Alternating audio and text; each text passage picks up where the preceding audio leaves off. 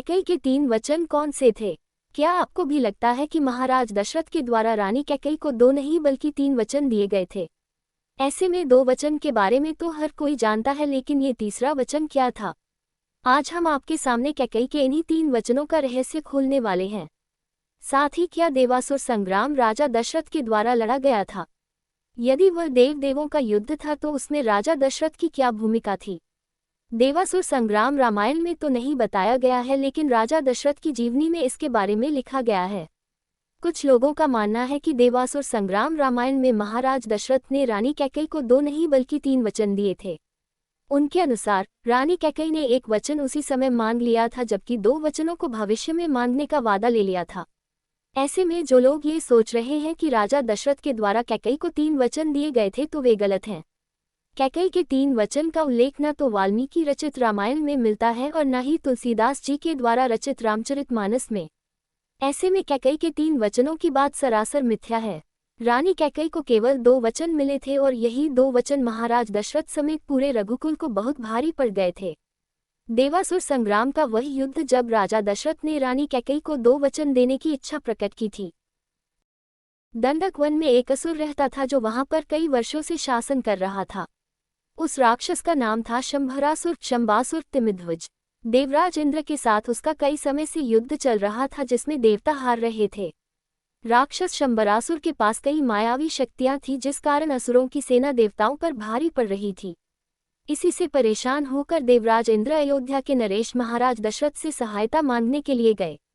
चूंकि दशरथ परमप्रतापी राजा थे, वह भारत के शक्तिशाली साम्राज्य अयोध्या उनके अधीन था, इसलिए वे अपनी सेना के साथ असुरों से लड़ने के लिए मान गए। राजा दशरथ की 3 पत्नियां थीं, जिसमें से कैकेयी उनकी दूसरी व सबसे प्रिय पत्नी थी। कैकेयी रूप में दोनों रानियों से अधिक सुंदर थी, व साथ में युद्ध कौशल में भी निपुण थी। रानी कैकेयी ने भी राजा दशरथ के साथ युद्ध में चलने की इच्छा प्रकट की तो राजा दशरथ ने मना नहीं किया।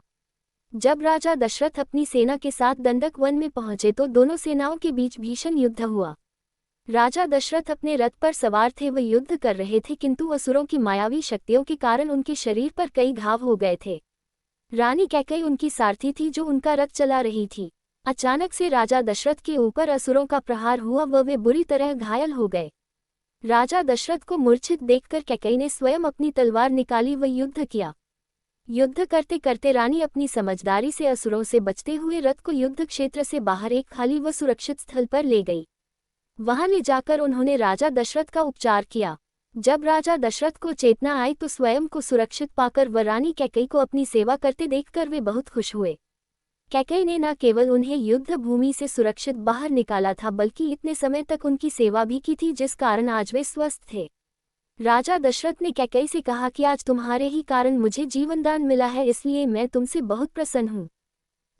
इसी प्रसन्नतावश राजा दशरथ ने कैकेयी को 2 मनचाहे वर मांगने को कहा।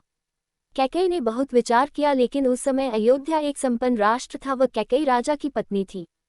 साथ ही राजा की सबसे बड़ी पत्नी ना होने के बाद भी उनकी सबसे प्रिय पत्नी व राजमहल की प्रमुख रानी थी।